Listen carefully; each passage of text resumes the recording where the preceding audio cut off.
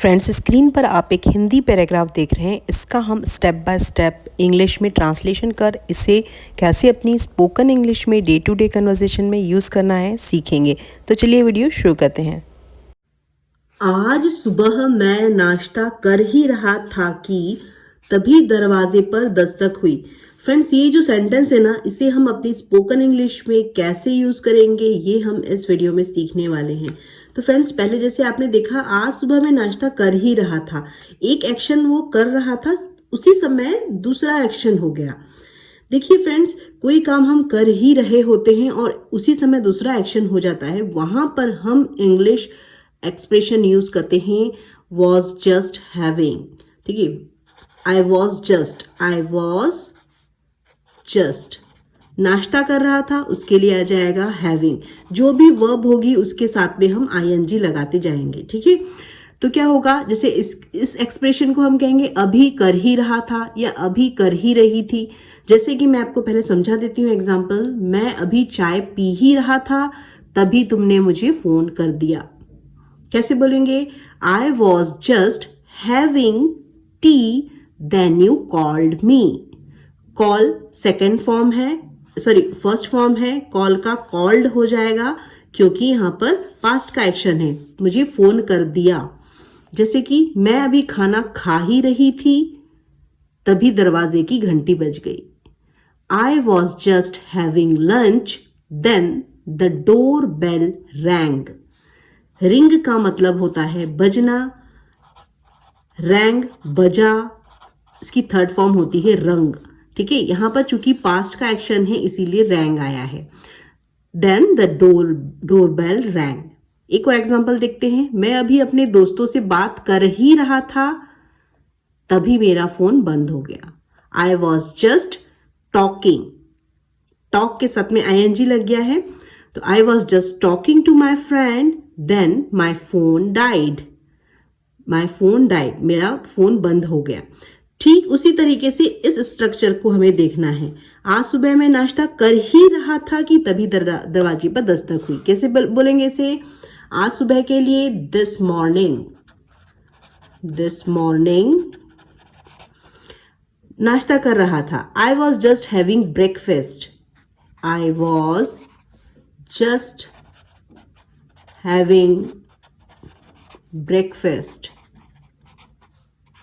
Breakfast नहीं पढ़ना है, इसे ब्रेकफास्ट पढ़ना है। तभी दरवाजे पर दस्तक हुई। दरवाजे पर दस्तक होने को हम कहते हैं नॉक्ड ऑन द डोर। ठीक है, तो किसी ने दरवाजे पर दस्तक की। When someone knocked on the door, when someone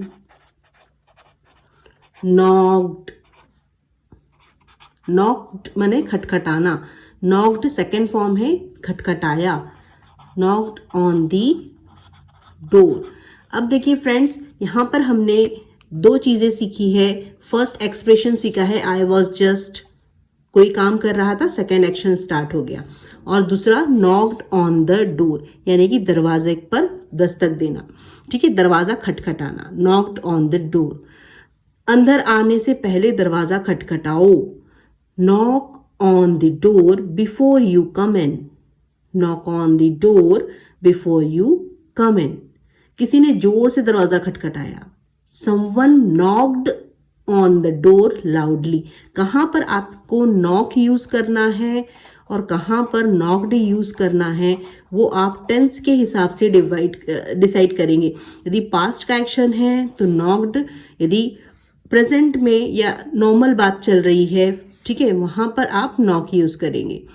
जैसे कि अगर दरवाजा बंद हो तो उसे खटखटाना बोल देना, यदि दरवाजा बंद हो तो खटखटा देना उसको। ठीक है, if the door is closed knock on the door. If the door is closed knock on the door. तो इस तरीके से आप इन दोनों जो है एक्सप्रेशंस को अपनी स्पोकन इंग्लिश में इनकॉर्पोरेट करें। मैंने दरवाजा खोला तो देखा कि मेरा पड़ोसी खड़ा था। उसने कहा, क्या मैं तुम्हारी साइकिल थोड़ी देर के लिए ले सकता हूँ? फ्रेंड्स, बहुत ही कॉमन सेंटेंसेस है जिसे हम अपनी स्पोकन इंग्लिश में डे टू डे कन्वर्सेशन में यूज करते हैं। आइए सीखते हैं इस पैराग्राफ की मदद को हम कैसे अपनी स्पोकन इंग्लिश में इनकॉर्पोरेट कर सकते हैं। मैंने दरवाजा खोला, खोलने को हम कहते हैं ओपन। ओपन का सेकेंड फॉर्म होता है ओपन्ड, ठीक है, ईडी लग जाएगा। तो क्या होगा, मैंने दरवाजा खोला, I opened the door, I opened the door. तो देखा कि मेरा पड़ोसी खड़ा था, देखने को हम कहते हैं सी की सेकंड फॉर्म होती है सॉ, थर्ड फॉर्म होती है सीन। चूंकि पास्ट का एक्शन है इसीलिए वर्ब की सेकंड फॉर्म आएगी। I open the door and saw, क्या देखा, एंड सॉ कि मेरा पड़ोसी खड़ा है, पड़ोसी को हम कहते हैं neighbour, and saw my neighbour standing there, my neighbour NEIGHBOR, neighbour standing there, standing there, ठीक है। उसने कहा के लिए कहने को कहते हैं से का सेकंड फॉर्म होता है सेड, थर्ड फॉर्म भी सेड होता है, पास्ट का एक्शन है, वर्ब की सेकंड फॉर्म आएगी। He said. अब देखिए ये जो सेंटेंस है ना बहुत ही इंपॉर्टेंट है। क्या मैं तुम्हारी साइकिल थोड़ी देर के लिए ले सकता हूँ, मतलब उधार में ले सकता हूँ, थोड़ी देर के लिए ले सकता हूँ। जब आपको अपनी डे टू डे कन्वर्सेशन में किसी से कोई सामान मांगना होता है, उधार लेना होता है, उसकी इंग्लिश होती है बोरो। क्या होती है उसकी इंग्लिश? बोरो। बोरो का मतलब होता है उधार लेना। जैसे कि मैंने कहा, क्या मैं तुम्हारा पेन उधार ले सकता हूँ, कि क्या मैं तुम्हारा पेन ले सकता हूँ थोड़ी देर के लिए। बोलते ना, can I borrow your pen, can I borrow your pen, मुझे एक दिन के लिए तुम्हारी किताब उधार चाहिए। Can I borrow your book for a day, can I borrow your book for a day, क्या मैं तुम्हारा मोबाइल 1 मिनट के लिए ले सकता हूँ। अब यहाँ पर आप यदि किसी से रिक्वेस्ट कर रहे हैं तो आप कैन की जगह कुड यूज कर सकते हैं, ये बहुत ज़्यादा रिस्पेक्टफुल लगता है। जैसे कि ना, could I come in sir, क्या मैं अंदर आ सकता हूँ। वैसे ही, क्या मैं आपका फ़ोन 1 मिनट के लिए ले सकता हूँ। Could I borrow your phone for a minute, for a minute, ठीक है। तो वैसे ही यहाँ पर बनेगा, क्या मैं तुम्हारी साइकिल थोड़ी देर के लिए उधार ले सकता हूँ। Could I borrow your bicycle for a while, थोड़ी देर के लिए, थोड़ी देर के लिए हम एक्सप्रेशन यूज करते हैं for a while. For a while का मतलब होता है थोड़ी देर के लिए। अब देखते हैं इस सेंटेंस को कैसे बनाएंगे। क्या मैं तुम्हारी साइकिल थोड़ी देर के लिए ले सकता हूं। Could I borrow, could I borrow, BORROW, borrow की स्पेलिंग होती है। Could I borrow your bicycle for a while. For a while मतलब थोड़ी देर के लिए, फॉर अ वाइल। देखिए इस फॉर अ वाइल को भी आप बहुत अच्छे से अपनी स्पोकन इंग्लिश में यूज कर सकते हैं। जैसे कैसे कहते हैं, फॉर अ वाइल मतलब थोड़ी देर के लिए। यहाँ थोड़ी देर बैठो, sit here for a while, थोड़ी देर आराम कर लो, take a rest for a while. क्या तुम थोड़ी देर मेरा इंतजार कर सकते हो, can you wait for me for a while. तो इस तरीके से छोटे छोटे आपको वर्ड्स और सेंटेंसेस उठाने और उससे अपनी स्पोकन इंग्लिश में यूज करना है। वीडियो अच्छी लग रही है तो वीडियो को हाइप करें, चैनल को सब्सक्राइब करें। मैंने कहा हाँ बिल्कुल, लेकिन कृपया समय पर वापस कर देना। हम बोलते ना, हाँ ले जाओ लेकिन ध्यान से वापस दे देना टाइम पे, ऐसा बोलते ना, लेकिन ध्यान से वापस टाइम पे दे देना। अब देखो फ्रेंड्स, ध्यान से रखना या ध्यान से कोई सामान को लौटाने को हम कहते हैं मेक श्योर। क्या कहते हैं? Make sure. मेक श्योर का मतलब होता है सुनिश्चित करना, सुनिश्चित करना, ध्यान रखना, है ना, ध्यान रखना। जिसके हम कहते हैं ना, घर से निकलने से पहले दरवाजा बंद कर लेना। देखो ध्यान से दरवाजा बंद कर लेना घर से निकलने से पहले। कैसे बोलेंगे? Make sure you lock the door before you leave. Make sure you lock the door before you leave. समय पे पहुंच जाना, देखो ध्यान से है ना, समय पे पहुंच जाना। Make sure you arrive on time. Make sure you arrive on time. देखो एक और, अपना फोन चार्ज करना मत भूलना। ठीक है, ध्यान से देखना, अपना फोन चार्ज करना मत भूलना। Make sure your phone is charged. Make sure your phone is charged. वैसे ही यहां पर हम मेक श्योर को कैसे यूज करेंगे?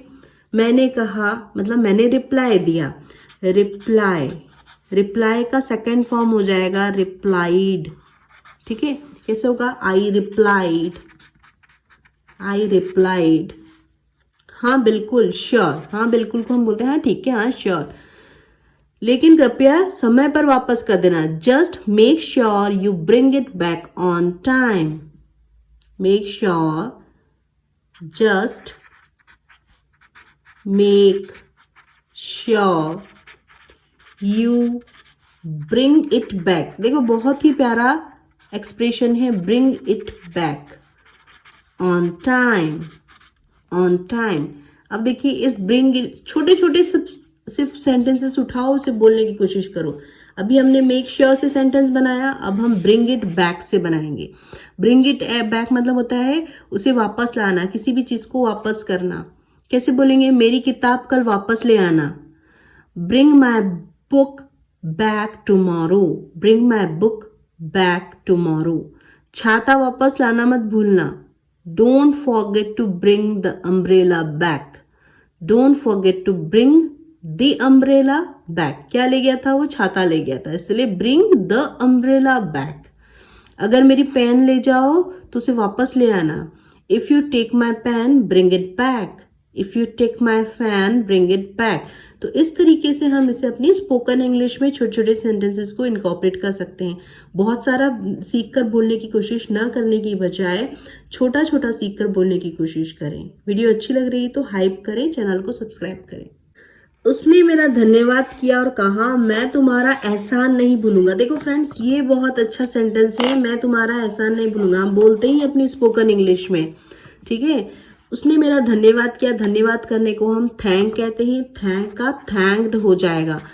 ही थैंक्ड मी, उसने मेरा धन्यवाद किया। He thanked me and said, कहा मैं तुम्हारा एहसान नहीं भूलूंगा। कैसे बोलेंगे? I owe you one, I owe you one मतलब मैं तुम्हारा एहसान नहीं भूलूंगा। आई ओ यू वन मतलब होता है मैं तुम्हारा एहसान मानता हूँ, मैं तुम्हारा यह एहसान नहीं भूलूंगा। बहुत ही प्यारा एक्सप्रेशन है, इसे अपनी स्पोकन इंग्लिश में ज़रूर इनकॉर्पोरेट करें। कैसे बोलेंगे? आज मेरी मदद करने के लिए धन्यवाद, मैं तुम्हारा एहसान मानता हूँ। Thanks for helping me today, I owe you one. Thanks for helping me today, I owe you one. तुमने सही समय पर मेरी मदद की, मैं तुम्हारा एहसान नहीं भूलूंगा। You helped me at the right time, I owe you one. You helped me at the right time, I owe you one. Repeat after me. You helped me at the right time, I owe you one.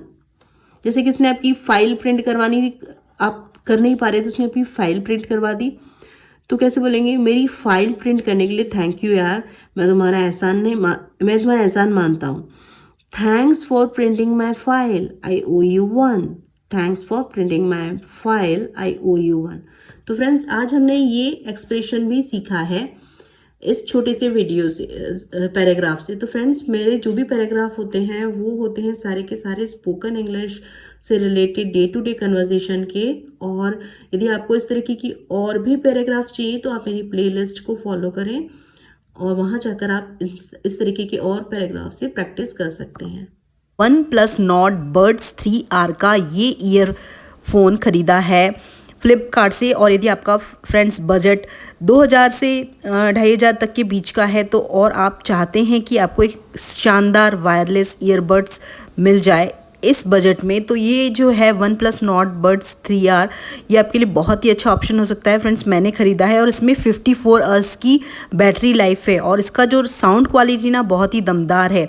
इसका base जो है वो बहुत ही शानदार है और इसमें सबसे इम्पॉर्टेंट बात यह है कि ये डुअल डिवाइस कनेक्टिविटी का इसमें फ़ीचर है, जिसमें कि आप एक ही साथ में 2 डिवाइस को एक साथ में कनेक्ट कर सकते हैं।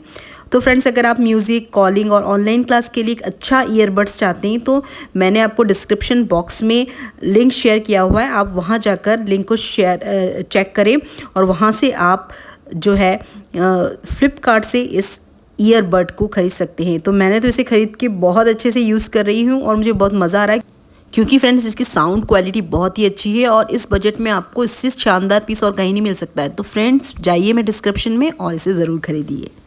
So friends, if this video add any value in your English learning journey, please do subscribe my channel and don't forget to hit the bell icon, जिससे कि मुझे आपका प्यार और मोटिवेशन मिलता रहे और मैं आपके लिए लाती रहूं इसी तरह की यूजफुल इंग्लिश कंटेंट की videos. So thanks for watching my videos. Keep learning, keep practicing, keep watching my videos. Thanks for watching my videos.